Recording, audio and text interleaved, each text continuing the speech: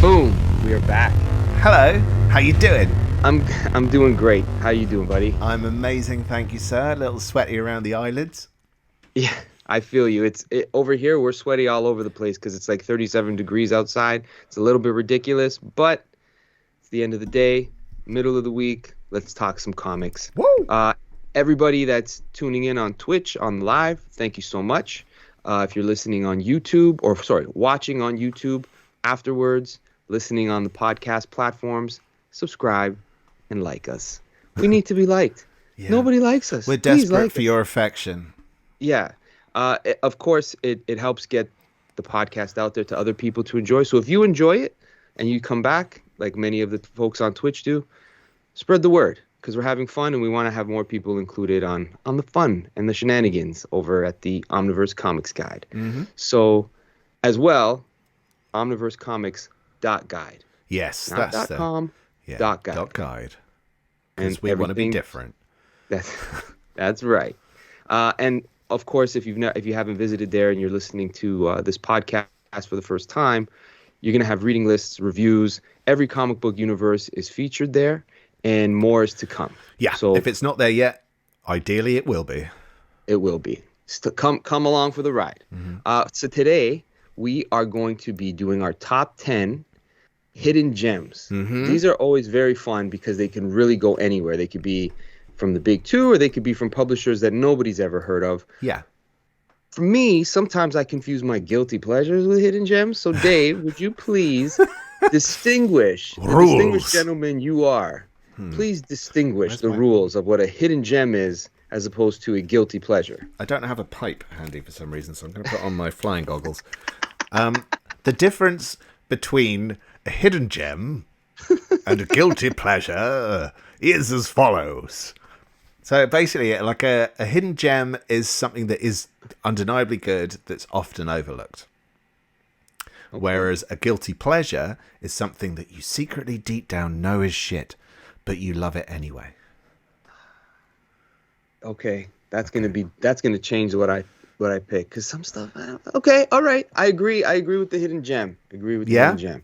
Yes, it's My something that goggles is. have steamed up. It's getting hot in here. So take off all your clothes. Okay. Yeah, I think. Yeah, you're right. That's the fair way to do it. That's how I I- think I- of it anyway. I think so too. I think sometimes people tell you tell you what their guilty pleasure is, and they'll say like, "Why is that a guilty pleasure? That's great," because some people are just genuine fans of it, and even you can, like, for me, I often say like, Masters of the Universe movie, He-Man. It's a guilty pleasure. It's not a very good movie. It was a canon film. I don't know if you remember that company. Very low budget. The Dolph Lundgren one. Yes, Oh that my- one. I was taken to the cinema. My dad took me to the cinema. He must have I been went to- raging. Yeah, I went to the cinema too, or we call it the theater here. The theater. My parents took me to watch that, and I was thrilled to see He-Man on the big screen as a 3-year-old. But that would be a guilty pleasure Yeah. for me. But there are some people who are like apologists. So I think you kind of Well, I always think guilty pleasure is kind of bullshit. Because like you Yeah. shouldn't feel guilty. You should just like it. Like I used to think of Raiders of the Lost Ark as a guilty pleasure, but it's great. so good. Like, what the It's so hell? good. Why was I? I watched it. Yeah, I watched it last week again, like prepping to go watch the new Indiana Jones movie, which I Yeah. saw Oh, on the weekend, was it good? and it was fun. I mean, it's an Indiana Jones movie. It's what you get what you pay for with those films. I got what, for the didn't most get what I part. paid for last time. Just got some old bloke in a fridge. Yeah, I mean, you're gonna definitely get an old bloke again, but it's fun. I don't want to see Nothing him beats- old. Yeah, I know, but time, man, time. Time is a But he's cruel still- mistress. Yeah, but it's a fun one. You're Okay. on the road. You're going through Europe. You're going through all the different continents with them. Adventures ensue. So yeah, Oh, it said adventures ensue. I'm thinking, is that like a follow up to Inner Space? no, What? no, is- no. No, there's a lot of adventure. So, yeah, like you said, I don't think Raiders of the Lost Ark is a guilty pleasure. It's such a well-made movie, Inner even though like Space is. Let's get into our top 10 list Mr. Dave. Okay, before we begin, Yes. if anyone watching wants to drop in their top 5, if they want, or at least their number one hidden gem, please do. We're always on the lookout for more gems. I will probably list them in the break because I've already spotted the word anus in Omega Bread's suggestion. So we'll save up that anus for the break. Great. Get ready, folks. Dave, whose turn is it first this week? My turn? All right. This one is one that I actually forgot I owned. Ooh.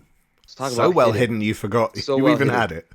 But it's in my indie books, so it's not on my. I got my two big shelves, one here, one there, Marvel, DC, my Omnis, and then I got my indie section. Okay. So this was in indie section. I got this actually from the artist who worked on it. Oni Press is the publisher. I don't know if you've ever heard of this book called The Bunker. I have. Yeah, so yes, but I've never. Is there about 6 volumes of it? There's 4 volumes. Oh, 4. There's the 4 volumes. Joe Infurnati is the artist. He was a raid artist. I think it's an Italian last name. I vaguely remember all of the details of the book because 4 volumes. Pretty much, you can get a nice compendium out of it if they wanted to. People don't talk about it enough. No. But I think they were on the verge of potentially turning it into a series at one point. Like a TV series? A TV series, yeah. Is it Joshua Fialkov who writes it? That's right. Yeah. That's right. Joshua, good callback. Thank you. Who wrote Harbinger? Sorry. No, that's Joshua Dysart. Oh, Joshua Dysart, yeah. That's right. Yeah, I was confusing them too. Yeah. Funny enough. 2 Joshuas is the same. I also confuse them with Joshua the album The Joshua Tree. That's all. That's it. Joshua, when you go to your store, say, I need the bunker from Joshua. And that's it. Oh, Joshua. That guy, yeah. No worries. I'm going to read the back of it just because if I try to remember it, I'm probably going to... I won't get anybody's name correct. I'm going to get it all wrong. But The Bunker. On their way to bury a time capsule, 5 friends, Grady, Heidi, Natasha, Daniel, and Billy, uncover a metal bunker buried deep in the woods. Inside, they find letters addressed to each of them from their future selves. Told they will destroy the world in the very near future, the friends find themselves over the next few days growing further and further apart. Though they've been warned against making the wrong choices, how do they know what the right ones are? Can the future really be changed, or will an even darker fate engulf the world? So I like the whole future self communication, chicken and egg sort of scenario. I mentioned, I think to you before, that television show on Netflix, Dark, which is a German show, but it deals with dimension, time travel, what came first sort of idea. And your future self kind of informing or making history for your younger self. So who's really influencing what? And I think this book, from my recollection, does a lot of that in it. It is more on the adult side of things. I should show you the art, actually. Can you show us the art if it's on the adult side of things? No, it's not adult like that. More language and relationship. I'm not as interested now. I'm just kidding. I've actually been hovering over that for about 3 years. It's one of those things where it sometimes just crops up. Yeah, it's when I saw it at Comic-Con. That's nice. Yeah, it's a really well made trade for one. Those covers are lovely as well. Who does the cover art? I think I don't want to. I think it's the same as the interior artist. Is it? Joe Infurnati. Edited design. So it's got that sort of. For those watching, Dave, I don't know if you could see. Yeah. It's got that sort of texture and feel to the. That's really nice. It's really nice, and it really matches the feeling of the story. There's a little bit of that roughness, a little desperation, texture. Things are coming and going, fading away, if you will, with the way it's illustrated. Oh. And I thought about mentioning this, I think, the last time after the fact that we had an episode like this, and I said, you know what? Next time we do a Hidden Gems, don't forget to consider The Bunker, because it is a book that you'll see on the shelf, and you may not have that big top tier name recognition. Yeah. And it's with Oni Press, so it's going to go based off of reputation. Mm-hmm. So if there's a book that you want to read that is away from the big two and out of the, worrying about continuity, and you just want to read a nice complete story, 4 volumes, easy to pick up, easy to follow, give this a try. Okay. Based on your definition of definitely good, I'm not sure if everyone will think that, because I haven't read this in a couple years. You can say that about anything, so I think you're all right. Right. But I do think that, I don't know, when you get 4 volumes of a complete story, a lot of times you're going to get your money's worth. And it's kind of, I can't think of another comic book story that has this sort of, what's the word? Not plot, but this sort of... Closest I can think is Paper Girls, right? Yes. That's a very good callback, actually. Premise, that's the word I was thinking of. Paper Girls is a similar premise. Yeah. So the young selves with the older selves, mixed cast. And so it's, what it was kind of like? It was almost like, what was that movie? It was an 80s movie. And it had 5 friends at a cottage for the weekend. Jeff Goldblum was in it. Glenn Close. No, I don't know. It's gonna. Someone in the chat is gonna mention who it is. It's gonna bother me now. It'll crop up when it comes up. Yes. Yeah, I'll mention it. So it's imagine like those type of characters are the 5 sort of characters that are in this book. It's gonna bother me. Anyways, that's my pick. It's brilliant. I've been wanting to know stuff about this book for ages, but because apart from the standard reviews on that website that tell you nothing as to whether it's any good, I've heard no one talking about it. So I'm really, really, when it came up, I was really excited. Oh, that's great. I'm a simple man. I'm happy that there was something to, generate the interest right off the hop. Because, I mean, it's too easy to just go back to the well of characters and stuff, that you'll be taking a chance with this one. Yeah. But I think it's worth trying out. Yeah. Oh, that looks really good. I'm psyched, and you've just cost me, you bastard. So. With that said, that is an excellent start. So I'm hoping I can maintain. Thank you. I hope I can keep it up. So my first pick for the night is Black Hand and Ironhead, which is an Image Comics book. I love landscape books. As anyone who's been listening for a long time will know, I've got a bit of a chub for the old landscape books.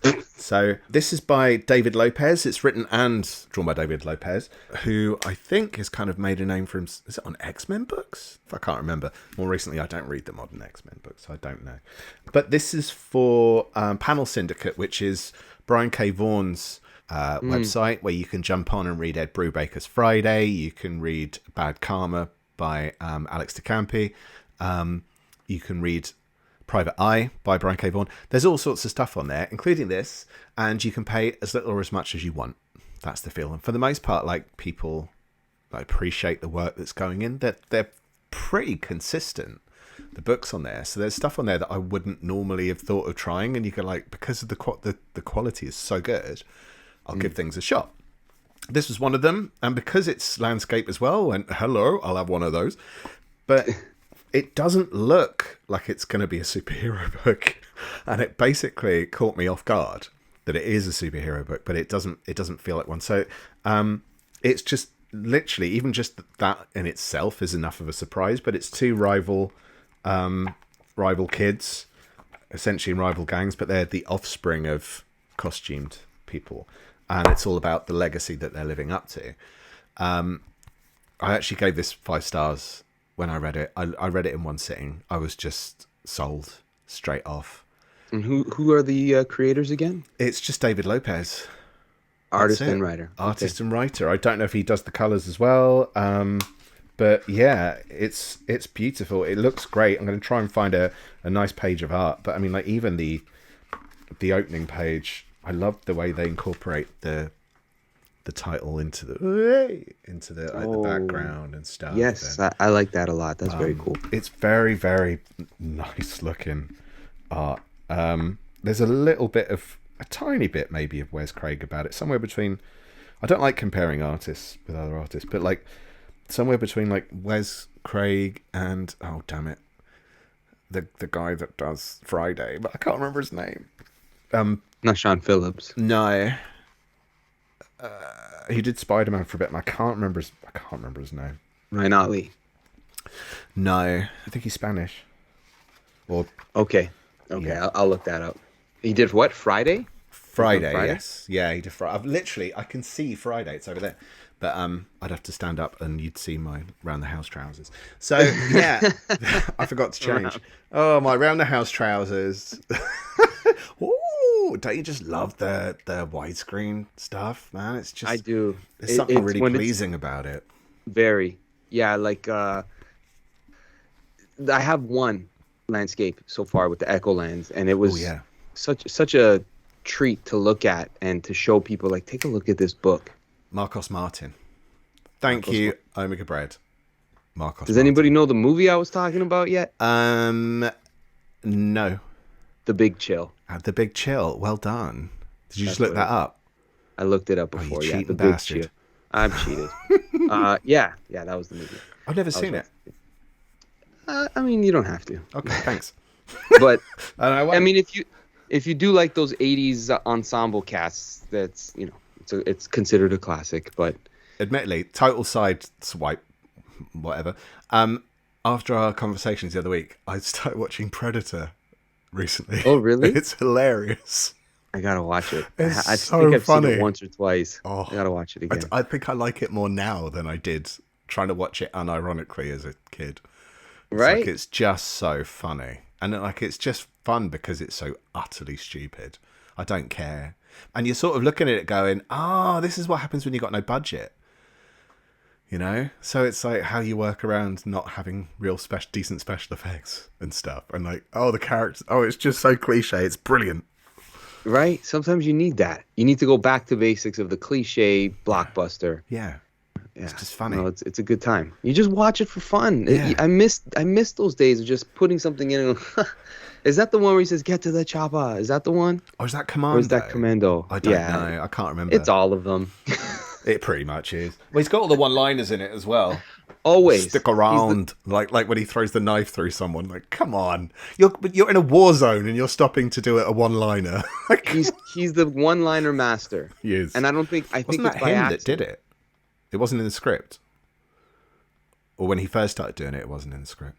I think it was. I think it became something he was known for just because of how he delivered lines, and then they just stuck. So it was like every movie needs to have that classic cliche Arnold one-liner. Yeah. They did it with McBain, didn't they? In The Simpsons. What's that? In The Simpsons, they did it with McBain. I don't remember. Nice to see you. Like he's inside an ice statue or something, and he comes out. Nice to see you. Like, I mean, it's Arnold. If it's not an Arnold movie, if it doesn't brilliant. hit you with he has to hit you with the one-liner. Incidentally, before we move on from this, Yes, tell me. book 2 is actually on the way, which I'm chuffed about. So I thought it stands perfectly well on its own, but there is a book 2 on the way, I believe. So, Did you say you're chuffed about? I'm chuffed about it. Yeah. What is being chuffed? It means Rogered in the aim. It means up the Forget chuff. I asked. It just means you're really happy. Okay, Yeah. I got it. I wasn't sure if I should start saying it here because I'm going to say tit munch when I'm upset, but I don't know if I should say chuffed. Okay, shall we move to the next? Let's do it. Okay. I look through my pile. Pile. Was that 80s? Was Full Metal Jacket 80s? I think I've mentioned this before I've definitely talked on podcast about it. I don't know if I've ever picked it for anything. And if I have, please let me know and I'll pick something different. Okay. But I can't wait to read it again because I bought this during the pandemic years where we had nothing to do but read. So to support my local shop, I started to pick things that I would see on his shelf that had kind of been lingering for a while. I'm like, well, I'll give that a try, right? I'm going to help out the guy. So I bought this. Oh, yes. Echo. You did, but a while back, and I can't remember what it was, but I nearly picked this up recently. Okay. Because of your glowing praise. Yes. There isn't even... The only person that is comment on the back of this book is from Harlan Ellison. Really? It's the only quote. Yeah, he says, Terry Moore does an acre more straight-up memorable storytelling in one black and white issue of Echo than either of the two comic giants in a year's worth of their boring, barren crossover events. This Echo is what we long for and would die for. It's all in black and white, Terry Moore style, similar to Strangers in Paradise. Just take a look at this page here. I don't know how many panels are in it. I didn't pick it. I just opened it up and saw, like, this is pretty good. He's a masterful storyteller, just absolutely masterful. And you find yourself completely engrossed in what's happening to these characters, because it is one of those books where I like movies where they're on the move. People are on the move. They're trying to get away. They're trying to establish themselves in places they go. And it's a science project basically gone wrong. A person has bonded with the science experiment, somewhat in the vein of an Iron Man type of situation, but more like a Silver Surfer coating has been put onto the person. Oh, okay. So it seems a little far-fetched, but as the story goes on and the chase is happening, let me see here if I can find some more really nice pages other than just flat-out storytelling. Because, again, like Strangers in Paradise, you get caught up in the drama of the characters and you're invested in people's relationships as much as you are in the action. And, yeah, I mean, it's just masterful comic book storytelling. If it was a movie or a television series, it would be great. Trying to look at a picture of the character in the costume. Okay, here's some stuff of the back cover. Are these like the original covers? Yeah, original covers of the issue. So. Oh, I see. She looks like the engineer from The Authority. Yeah, something like that, right? So there's a little, and then here's one of the antagonists, right? Yeah. On the chase, but it's not.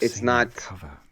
The cover itself doesn't give you the entire story. There's a lot more to it, and more at stake for humanity with this science experiment gone wrong.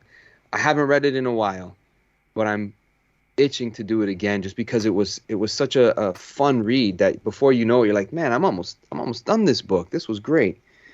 It's not too expensive. $40 cover price for, I think it's up to 30 issues. Is it? Yeah, that's pretty good. Oh, I do like a chunker as well, dude. You know, I love a chunker. It was 2011. Nice.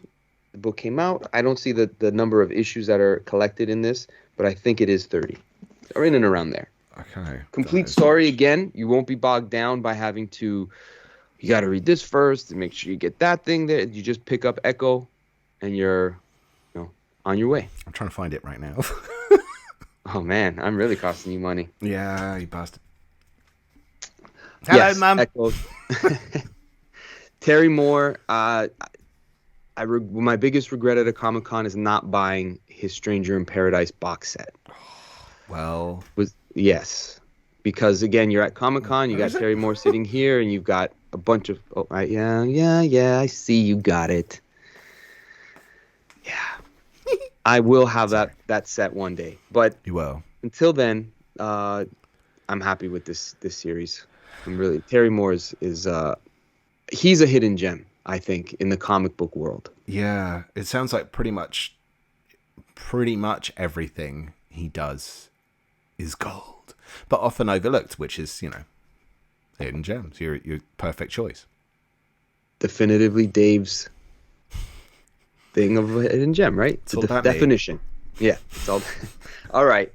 Your pick. Take it away, good sir. I almost went all image tonight, but there were a couple of books that caught my eye while I was looking through, sifting. I'm not going to loiter on this one because it's not something that anyone's going to have heard of. It's called The Winds of Numasera.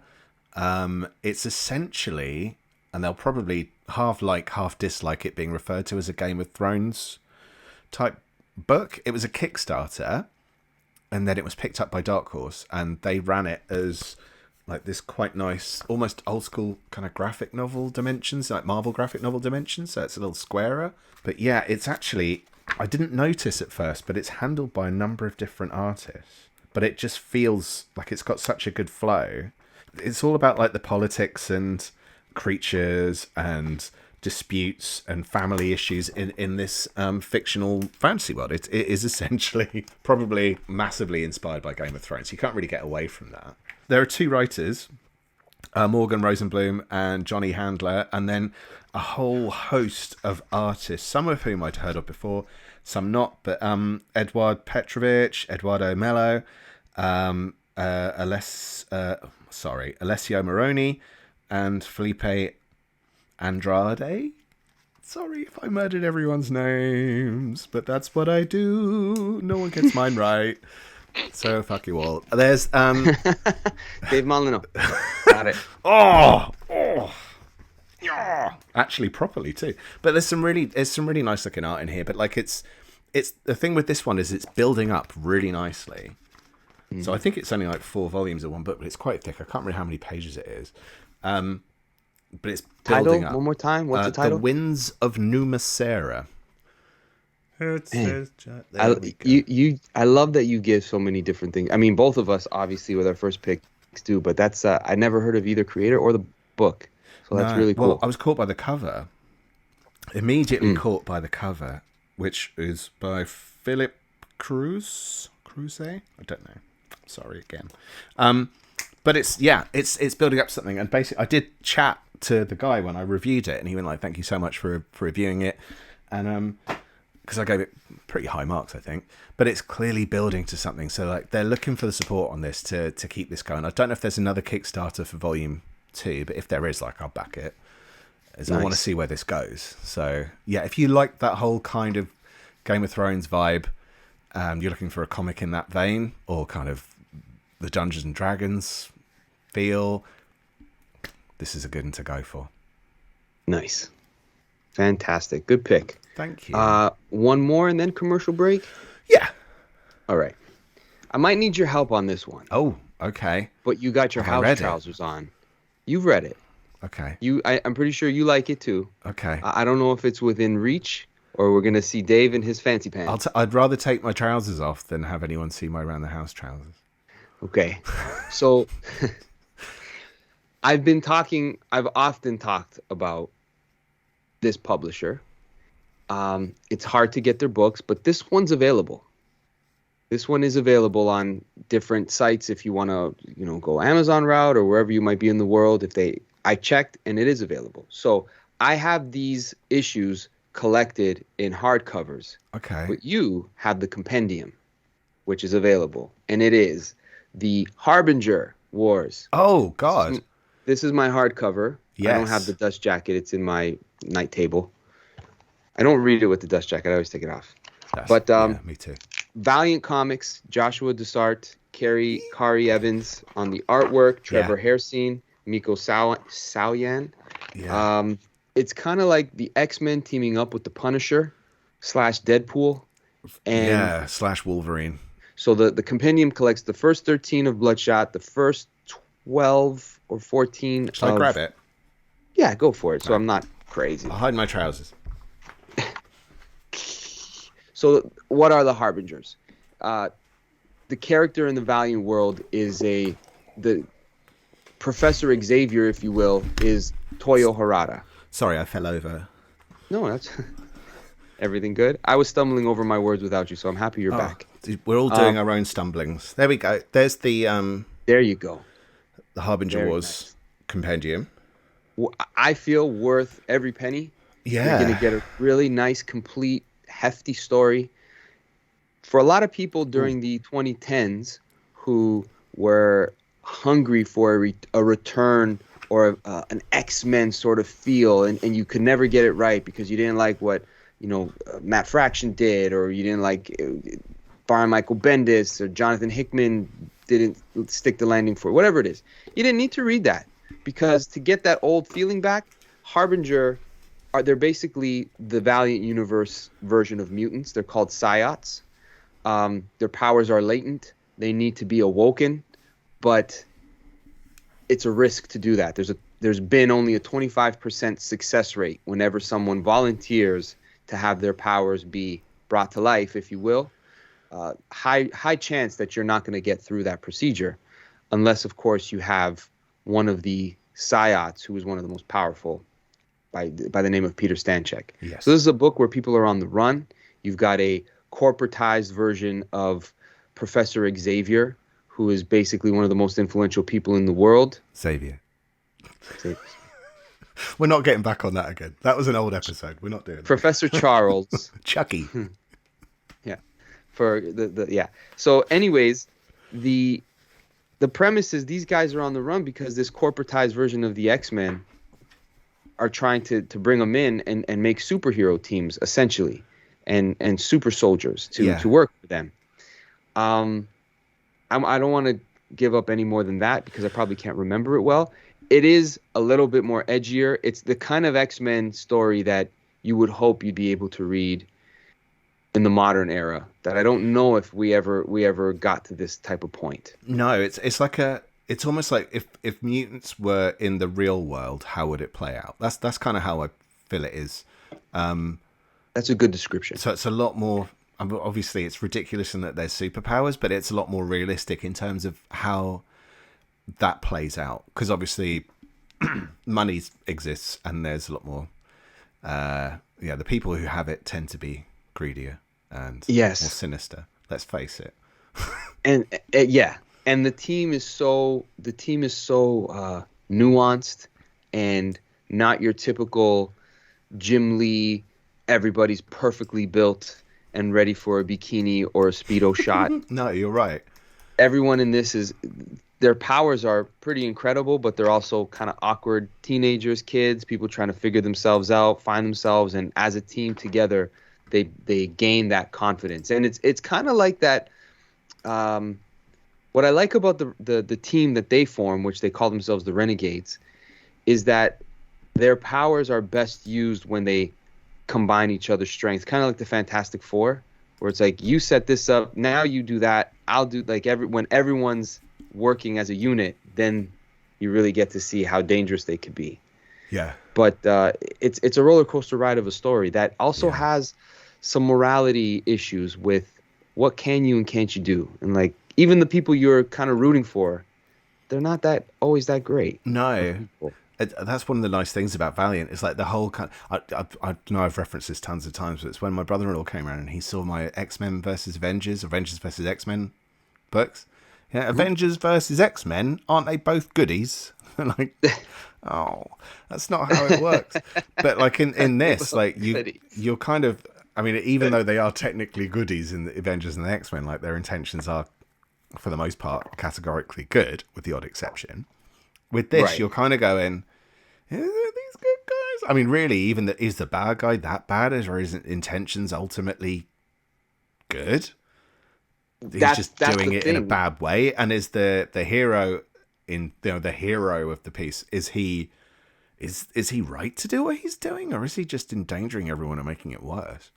Well, yes, exactly. And I think that is like you said, what makes the entire. Is my mic coming in and out? I don't know. No, I can hear you. Okay, good. I hear on my end. I hear it go in and out. Like you said, even when I was rereading Exo Man of War, it got to a point where I was like, okay, Exo is awesome. He's kick-ass. He's fighting for his people. He doesn't duck any fight. He's got to do what he's got to do, and he won't let down or let up. Yeah. But then it gets to a point where you're like, dude, you can't do that. It doesn't matter. It doesn't matter. You're the bad guy now. Yeah. You just turn into and we need to stop this guy. But then, conversely, while they're trying to stop him, they're like, you can't stop him like that. Like, if you do that to him, he's gonna justifiably do this. And that's what makes Valiant great, is that each character gets their book, even if sometimes they're a villain here, suddenly they're the hero in their own book. Yeah. Which that nuance of Valiant is, I think, very much, it's executed well and missed in the other realms of comic book. Yeah. It's superheroes for grown-ups, basically. That's a really good way to put it. Yeah. Just to clarify, sorry, dude. I just wanted no problem. Harbinger 0 to 14, Bloodshot 1 to 13, Harbinger Wars 1 to 4 in this compendium.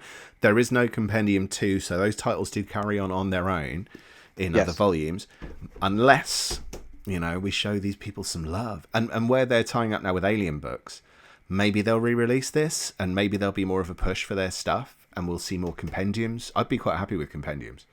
Me too. I mean, I've said it a thousand times. I've had episodes with Matthew Klein, who at the time was like head of sales for Valiant. It's just such a safe bet for your dollar. Like Yeah. you're gonna have it's almost like a definite satisfaction of comic book reading.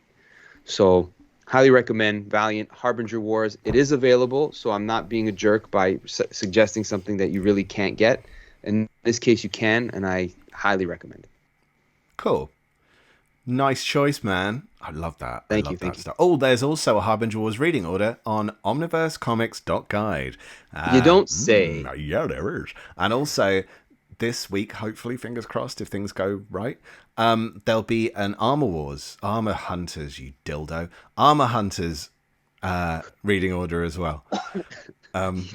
Sorry. Yeah, which is a big Exo Man of War event that also includes some characters from Harbinger, also Bloodshot and Unity. That's the next volume of EXO that I have to read. So I'm chuffed that you're gonna have Look a at you, reading all order grown for up. You're virtually an Englishman. pretty much. Pip, pip, apparently. Commercial. Yeah. Got some announcements to make. No commercials. There's still more stuff coming up on the omniversecomics.guide website. Marvel Man, who is on this very night, who is contributing in terms of comments, has also contributed reading order activity with the specialty in the 1960s arena. So thank you, dude. I'm going to read through some of the comments super quick. I will put on my spectacles because I can't see a for shiz. It's agreed across the board that the bunker sounds pretty awesome. I also agree. It sounds really cool. The Echo Compendium, is it the entire run? It is, isn't it? It's the complete thing. The entire run. And also, again, a lot of love for Valiant. Marvel Man 901 says, Valiant comics are great, and he's been trying to read through them. It's really tricky to try to get hold of them at the minute for some of them. But I think like there are a lot of things. I mean, in North America, at least, some of those single trades are also available. Exactly. Yeah, give it a try. I mean, the first couple, there's a couple of trades that are on, the big corporate book selling website that Dave doesn't like mentioning, that are there for like $6. Yeah, that's the thing. If you're go for the trades, yeah. If you're going for the deluxes, there will be some you can get in deluxe format, but it can be tricky stroke expensive, or you can just get lucky. I've got lucky getting a load of them just because I'm patient and like an alligator, but an alligator who reads comics. Yeah. There's Meat Trunks. Hello, Meat Trunks. There's some sites where you can get a lot of the Valiant trades digitally for a fair price. So there are options. There's another options. Yeah. Yes. If you're quite happy with Vigital, because Vigital's a word. I don't even. I'm a good bro. Don't suggest what Vigital might mean. No, please. Take it away. You're number 3. I kind of got the feeling I mentioned this on Cave of Solitude. So this is the trade-off for the Echo Compendium, but I couldn't find it. I did have a little scout, but then he left the house. He's probably going to report me to the police. So it's Last of the Independents by Matt Fraction and Kieran Dwyer. I'm a huge fan of Kieran Dwyer's artwork and have been ever since like 1989 when I bought my first Captain America comics. He did the Acts of Vengeance issues, the Bloodstone Hunt. The Captain, he was a pretty key Captain America artist during that Grunwald. Yeah. So, Last of the Independents is it's a kind of a heist thing. It's about a little group of people who take that one last job to try and make some cash so they can disappear off and retire on an island somewhere. Look at it. Look at the coloring. It's got that real old school kind of 1950s vibe to it. So it's very much in tribute to those kind of films. It's kind of Hank Marvin. Was it Hank Marvin kind of films? I couldn't name one. So that is that kind of sepia look throughout the entire book, which I think looks really cool. Very nice. And again, it's landscape. Around. Yeah, I was going to say another landscape choice. Yeah, got to love a bit of landscape. I'm trying to find something that looks very Kieran Dwyer-y. But it's really difficult because it's not overly long. I can't remember how many issues it is, like 4? something like that. But it's mature readers, and it all turns sour inevitably. That's the whole point of those stories. It's how they go wrong and what happens next. And it's one of those books where you find very, very quickly the characterization is done so well that you find that you're scared to turn the page because you don't want bad things to happen to these people. You just get really hooked into the characters. And like I didn't want to turn the page. And I read it pretty quickly, on like a little afternoon off, hidden away, getting some time to read comics. And I just absolutely loved it. 5 stars. It's because it's landscape. That's the it's reason. because it's landscape. That's what it is. Yeah. Yeah. Plus, you just give 5. because I get so excited, I can basically put it on my lap and make it like a tent. Oh, there's nudity. I was going to show this double page spread, but I can't for a YouTubey reasons. But yeah, it's great stuff. It's a crime caper. I love a bit of that, especially in comic format, and especially with art like Kieran Dwyer's. I mean, you can't go wrong. And it's Matt Fraction, who at his best, let's face it, is a very good writer. Yeah, definitely. So, At yes. his best. Very nice. Okay. I am going to go take one moment. I'm going to step aside and grab the book. It's just over here. Be right back. I can't show you my house trousers because it's got wrestlers on them. I'm going to do some hold music.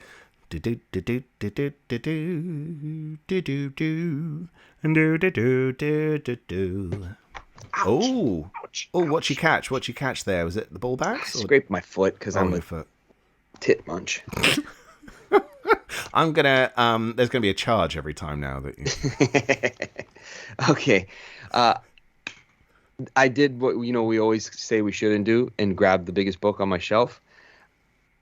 I've been on a Ed Brubaker kick for the last year or so, just catching up, and there's so much he's done that is so good that it's probably the easiest writer to recommend to a new reader, I think, where if you just want to read a good story and be captivated quickly, Brubaker will do that for you. This is actually a big 2 pick. So it's Ed Brubaker, Darwin Cook, Paul Gulacy, Cameron Stewart, Catwoman of East End.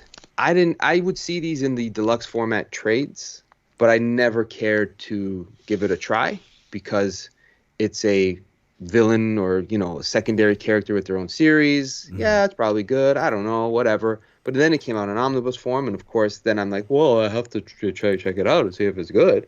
It's great. It's actually really great. I loved it. It takes place in and around the time. Let me try to see if I can show some art. That's the only problem with these really big books. Yeah. So you got some classic. Darwin Cook is just the greatest. Just so nice. He doesn't do enough of the art throughout the book, but the tone stays the same. Yeah. And he does a one shot in there as well, doesn't he? It's yes. It's Selena's Big Score. Selena's Big Score. That's the only bit I've read so far. Yeah. And Selena's Big Score leads into with the Slam Bradley character and the romance that she has. And right. There's a bit of a love triangle with her, Slam, and Bruce Wayne pops in and out sometimes into her life. Because this takes place, I think, just after the Cataclysm, No Man's Land era. So that's referenced. And then Hush occurs. Hush happens. Because you realize that she went from referring to Batman and referring to Bruce to the point where she knows who he is. And that occurred in the Hush story, right? So this is taking place during those years. And it's a crime caper. Sometimes Selena is the anti-hero. Sometimes she is fighting the good fight. Sometimes she's teaming up. And it's really her just making her way in the East End. I think it's East End of Gotham. Yeah, Ed Brubaker, right. Ed Brubaker doing what he's known to do extremely well, and that's tell those crime noir stories, kind of feeling and looking in the vein of that Batman the Animated Series kind of vibe, right? You got the detective with the fedora, and you can almost hear his voice being kind of gruff, and he's that old pugilist sort of cop, right? Goes into a bar and he'll punch the bad guy out or get into a scuffle if you catch him on the wrong day. So much fun. I look forward to reading it again. And it'll be one of those out of like the Ed Brubaker stuff I read. It's definitely a hidden gem because I don't know how many people would recollect right off the hop that he wrote Catwoman for so long. It's a pretty Yeah. Is hefty. it 30? How many issues is it that he writes? Because the series carried on for a bit afterwards. I was just checking. So he does like you said, Selena's Last Score, issues 1 to 37, Mm. and then stories from Detective Comics 759 to 762. So it's a pretty hefty omnibus. You really get a good chunk of time and years comic book publishing wise spent with Selena Kyle, and I don't know if anything I've read that was more fun for Catwoman fans than that Right. book. It actually, not that there's anything connected to it, but the type of character they are with that sort of heist and rock cat and mouse chase. No pun intended, but pun intended because that's what we do here. Intend It made that me pun. intend that pun. Yes. It made me consider the Black Cat omnibus a little bit more than I had Ah. previously because I'm like, you know what? I think I kind of like that sort of lead, feline character, lead that female. Is she good? Is she bad? What's she really up to? Uh-huh. And the cast that she brings into their lives. So it made me. This book was so good that it made me think maybe that'd be up my alley. I don't know. I think that it sounds like the period was 2002 to 2005, so it was, which I thought it was much later than Yeah, that. it's So it's like pretty a couple of early years Brubaker, after. right? Yeah, fairly. Yeah, it's 3 years before he did, 2 years before he did Cap. So he was writing Something Cap, like and that, I right? think at roughly the same time. Oh, he jumped immediately from Catwoman to Captain America. Something, yeah. I think you're right. I think that's what happened. Yeah. And he had been in and out of writing Batman books and things like that at the time too. So Yeah. he was a good fit, really good fit for. And I don't know, I don't remember when Gotham Central was being I'd the have to look series it was being up. written and published, but it might have been in and around the same time. It went into Infinite Crisis at the end, I think, Hmm. and it's about another 30 something 40 issues, I think. Yeah, So it's yeah, probably that, about 2003, 2002 up to 2005. yeah, yeah. So, So I look forward to you reading it, seeing what you think of I'm it. desperate. I'm still stuck in 2000. I've been doing a little. Well, I was trying to have an Earth 2 read through. Oh, I've veered off topic now, sorry. I was trying to do an Earth 2 read through, but it's taken me off course, and I'm desperate to get back on because I'm actually not that far away from. There's some really great stuff. The early 2000s DC stuff. Some of it was like that. Get back on course. DC and Come Marvel, on. when they first started, the early part of the 2000s, there's peak stuff No, there. it really is. Yeah, there's a good chunk of years, close to a decade. I'd say a good 8 years of just really great comic books that Yeah. were out there in the world for people to read from Yeah. everywhere, every company. It was just solid era. And some of the most celebrated writers were getting really getting their names made at the time. Greg Rucka, Ed Brubaker, Matt Fraction, Bendis, Jeff Johns. This Yeah. was all their time to They were really, newbies. yeah, and they were laying the tracks for everything that was gonna, really change comic book universe as we know it. Yeah. Right? Movies and Wow. multimedia, you name it. I think from there they started to just open up non-Marvel stuff as well. Open people's eyes to stuff from other publishers. Yeah, definitely. Yeah, that's true. Because then you would be such a fan of whatever they did on Daredevil, and then you'd go and check out their, Criminal Yeah. or Powers or whatever it was. Yeah. Yeah, it's great stuff. Highly recommend it. I think it's a Nice. hidden gem in the Brubaker bibliography. Is that the right word? Yeah, that's the right I word. don't see why not. Catalog. I'm gonna say catalog for Catwoman. I intend that pun. Nice. Oh, you cheeky All trickster. right. So, right. It's a hidden gem, although I've realised some of my hidden gems actually have quite big names attached tonight, but these are pretty big names attached to this one. I'm just going to head straight into it. Steve Scroce provides the art, who did one of my favourite Wolverine stories, which was issues 150 to 153 back in the day. I love Steve Scroce and his artwork. So this is Doc Frankenstein, which is by the Wachowskis of The Matrix fame. Very cool. It's a proper... I didn't know they wrote a comic. Yeah, they've written a few. I think they did some of the Clive Barker stuff before they did The Matrix. Oh, Oops. you're right there. My phone just. My bad. Go ahead.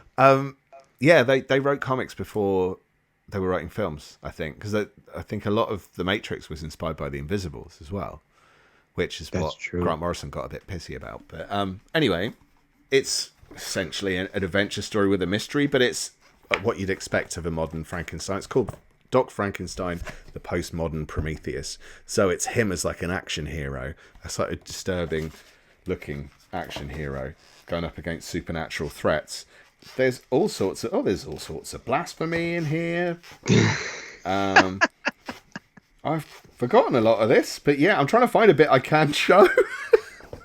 But I mean, it's pretty violent. That's a. I mean, I'll show. Oh, I can't show that.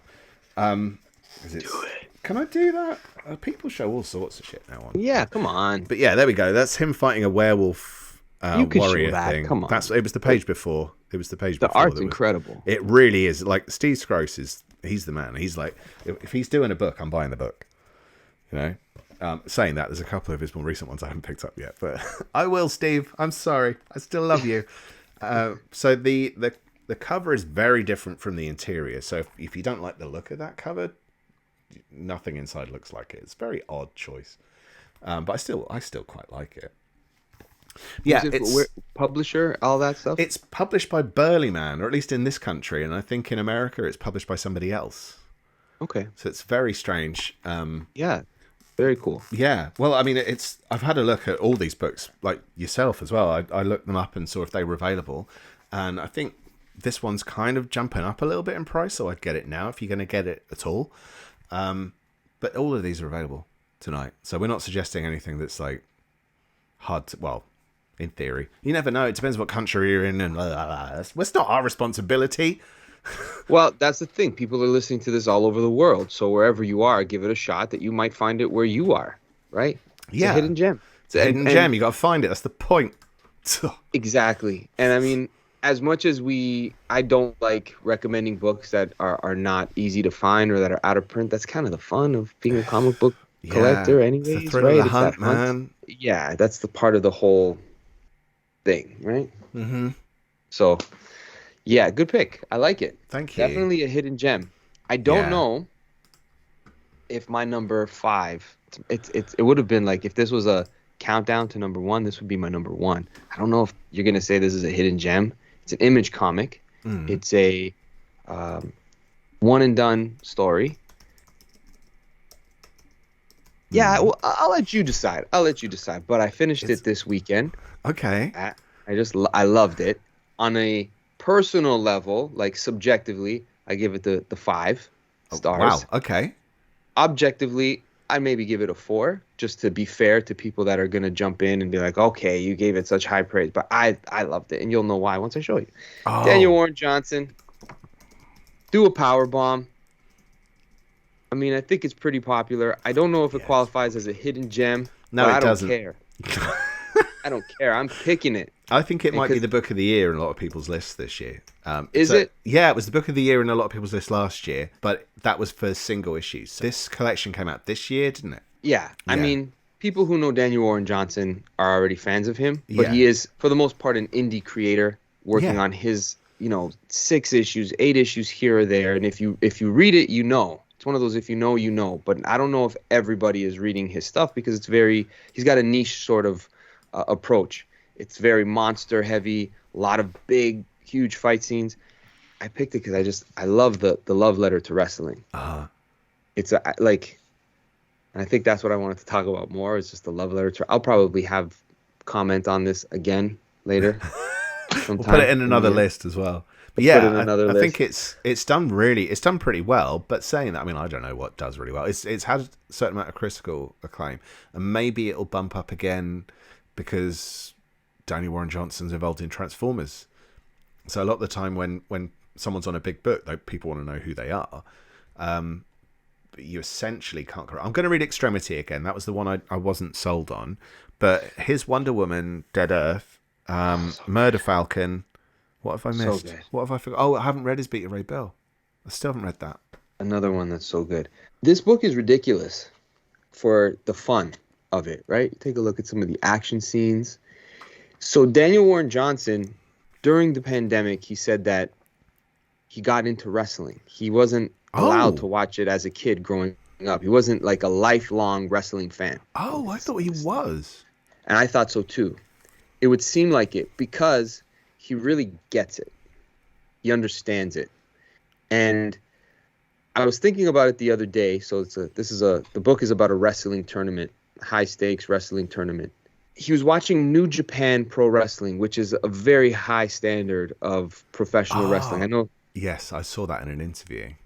Yeah. And for those that are wrestling fans, or if you're, like they say, a wrestling mark, um, the best way to describe it is a mark is like a super fan. Like you're just a sucker for wrestling. Oh, okay. That's what they'll call some. So guys who go to the matches and take it really, really serious, the wrestlers would look at them and they would say like, "Ah, that guy's a mark. Like he's so like bought into this whole carnival." The Okay. best way to describe it, Dave, professional wrestling is like Christmas.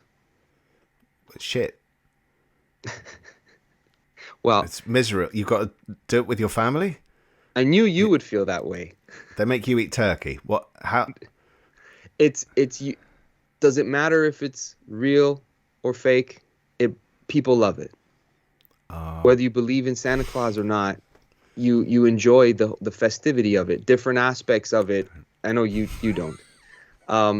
But for the general populace in the Normal Western people. world, right? Whether you believe in it or not, on the religious level or on the consumer level, it's that time of year that people like. It's time off. It's certain foods come out. It's just something for every kids are happy and excited and all that sort of jazz. And I think professional wrestling kind of scratches that same sort of itch of we know it's predetermined, but then there are aspects of it that are very real. And in this book, the main character, her mother is a professional wrestler as well as her uncle. So it's like in the family, which is a very common thing for wrestlers to be like second and third generations. They follow the family tradition to follow their parents' footsteps. In this case, she knows that wrestling is not, that the child knows wrestling is not real. But spoilers, the premise is that her mother dies in an accident in the ring. A move goes wrong and she lands on her head, breaks her neck, and that sort of thing doesn't come through, which has happened. Right. People have actually died. And then she wants to follow in her mother's footsteps to honor her because she was, so beloved and internationally known, but she can't get trained by anybody. Nobody wants to touch, the legendary dead wrestler's daughter. So the fantastical part of the story is a necromancer shows up who's a huge wrestling fan and says, Yeah, if you participate, yeah, exactly. That's the point. He captures the magic of wrestling and comics. He just finds a way to make the ridiculous work with a ton of heart. It really, you would think like, what? No, What's the heartfelt because part? it's him. I know it well. He finds a way to do it. So just Yeah. like with Murder Falcon. Exactly. So the premise is if she wins this tournament, he'll bring her mom back. Right. And the necromancer is considered a mark. He believes that wrestling is real. So in his wrestling federation, it's real fights. Right. You're going to really go at this. Okay. So she's got to actually learn how to properly get into that ring. For the wrestling fan in me and the softie in me, it all those things go. Nice. I shouldn't have listed it now. I should have saved it for my best of the year, but it's a ton of fun. It'll come back at the best year. We've got 6 months. Yeah, I absolutely loved it, and it made me. I've been going to people who follow my Instagram, Eric Anthony. They've seen some of my stories where I've been at like live events, but this was like the perfect, not chaser, but that's that thing to just it's all good. Like I watch this, and then you got the right comic to go with it because there's not a lot of wrestling based comics. There are a few, but not a lot. Yeah, I can't think of many. So, saying There's that Ringside. yeah, I didn't really like that. It was okay. I can't remember it even. There's a couple. I didn't bother carrying it on. This one hits the mark. So it's not a hidden gem, but not everybody reads Image, and not everybody knows Daniel Warren Johnson necessarily, right? He's not. You tell yourself whatever you want, dude. It's fine. If you want to, I'll pick another one. I got a list. I could do it. Shut up, Dave. You don't have to be obscure. Sorry. I did pick The Bunker. You did pick The Bunker. That, for me, is the standout of the night. That's the one that's going to cost me big. Okay. Do you want me to do my last one? Absolutely. It's your turn. Okay. Bring it on home. Nice. Give us a real hidden gem. Well, now I'm wondering how hidden it is because they're quite big name creators. But, I mean, there's a little potential controversy, but I think it's worth addressing the controversy and not trying to avoid the topic. I love how you say controversy. Oh, is it different? Well, it's just like we say schedule, you guys say schedule. Schedule. Oh, no, I say schedule. Do you? Yeah, Do you know anyone who schedule. says... Yeah, people in North America are like, why do they say schedule? Do they say shul as well? What's shul? Oh, Instead of school? Yeah, we do. We say shul. Do you really? Yeah. No. Yeah, we do.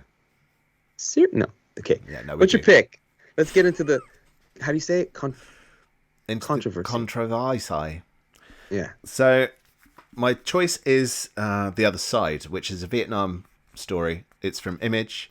It's written by Jason Aaron, and the art is by Cameron Stewart. And I know that there's a certain amount of controversy about Cameron Stewart as a creator with a potentially difficult history, but a lot of people do tend to boycott books by creators in that situation. The problem you've got with that is, of course, all the other people that worked on the book suffer. So It's worth bearing that in mind. So it's Jason Aaron. It's Vietnam based, basically, but it tells, rather than do what most Vietnam films do, which is tell it from the American side, this tells it very much from both sides, and it focuses on a single soldier from each, and it shows the parallels between the two. It's, that's it does some of the things you'd expect from a story like this, because it's a war story. It's, the rules are the rules. The topic is the topic, but it's just that very emotive way that it touches on both sides, and actually the impact of what happens in their lives, not just themselves in the war, but also family members. And this is gritty for Cameron Stewart, man. I'm trying to find it again. I'm trying to find a good page that isn't people's limbs being blown off. And actually, I really like Cameron Stewart's art, but this doesn't look standard Cameron Stewart. So, I'm going to show a bit where there's a firefight. But yeah, it's not, you're not going, oh wow, that's real Cameron Stewart-y stuff. It's like, it's not. It's quite gritty. But it's mostly driven by the story. I actually bought it because I love Cameron Stewart's art. And actually, I loved it for the writing. 5 stars. I did genuinely, I really loved this book. And I recommended it to a mate, and he went thanks so much for recommending it. Who publisher? Who's it from? It's Image. Okay. And it's just how many issues? 4, 5. It doesn't say on the book. No, I can't see that. It's tiny. Can you say controversy one more time? Controversy. No, the way you said it, not the way we say it. It's not a kinky thing in it. Can I see your hands? No. Can I see your hands while I say it? Just want to make sure you're not doing anything. Controversy. Oh, I like that. Really? I like it the way the accents are. It's the same. It's the same funny, word, same meaning, but it's just I like just that. Do it differently. I was going to ask you about one this week because there was one I found out about, and I was going, really? Is this like? What was it? I'm trying to remember. Oh, it's 5 issues. Thank you, Meat Trunks. I can't remember. I will remember. We'll do one of those when we do a speakeasy. We'll do some dicking about British, with stupid. Yeah. English to English. Yeah. Translation. Yeah. All right. That's cool. I'm sorry I cheated at the end, but I don't care. I could pick another hidden gem, but that was fun, and I really love that book. I just read it, so it was real fresh in my mind too. So have a lot of people. I think, yeah. Shut up. A lot of people have read Valiant too. Oh yeah, you're just knocking your own choices now, man. No. I stand by them because again, you don't know how many people. No, people like wrestling that like comics. Yeah, I'm full of it. Whatever. It wasn't a hidden gem. Still, thanks for tuning in and watching the Slightly Revealed Gems episode. Slightly revealed. The in-your-face gems. the most gems. popular comics now. The Gems episode. I'll put a line through hidden when I do the artwork. There you go. Just don't put that one on the advertisement. Do you have any? Did you have things like what's the word? Other picks?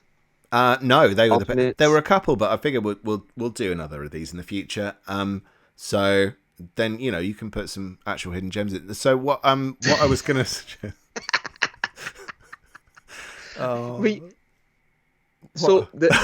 So the hidden gem has to also be people no one's ever heard of? I mean, it's lesser known, I think, because it's hidden, isn't it? I just think it's more stuff that's been forgotten. Yeah. Or it doesn't come to people's minds necessarily. So it's normally slightly older. I kind of felt like a lot of my choices were quite modern. Nothing was pre-2000, I don't think. No, because that's the thing when we could do whatever we want. It's our list, It's our show. Shut up. We can do a Hidden Gems episode and just talk about dog leads or something. Just do random shit. The price of chickens. Yeah. What the heck? No, that was fun. If anyone else does have any other suggestions, obviously the chat will stop in a bit, but feel free to drop them into the comments when we run the episode on the website. That's omniversecomics.guide. I forgot for a second. Or on the socials. We're on Twitter, we're on Instagram, Tumblr, Pinterest. We're on all sorts of stuff. Facebook. Meh. There you go. You can find us. We are not hidden gems. We're not hidden gems. We're whoring gems. Find me. Look at me. Look at what I'm doing. Yeah, absolutely. Thank you for, of course, all your hard work. Super producer Misha for handling so much of that as well. And everybody listening. We appreciate you hanging out with us and listening to us have fun as we talk about our favorite comics. And hopefully one of these recommendations will lead to you having a fun time reading a new story or new series that you never thought to pick up before. Like, do a Powerbomb. Yeah. Who's even heard of that? What was it called again? Do a Powerbomb. Oh, okay. By Warren Johnson. Who? I've never even heard of him. Dave, always a pleasure, my friend. Give us the goggles. Pip, pip. Tally, bally, ho. Good night, everybody. Don't forget to like and subscribe on whatever platform you're listening. We're the Omniverse Comics Guide podcast. Yes, we are. Goodbye for now. Toodle pip.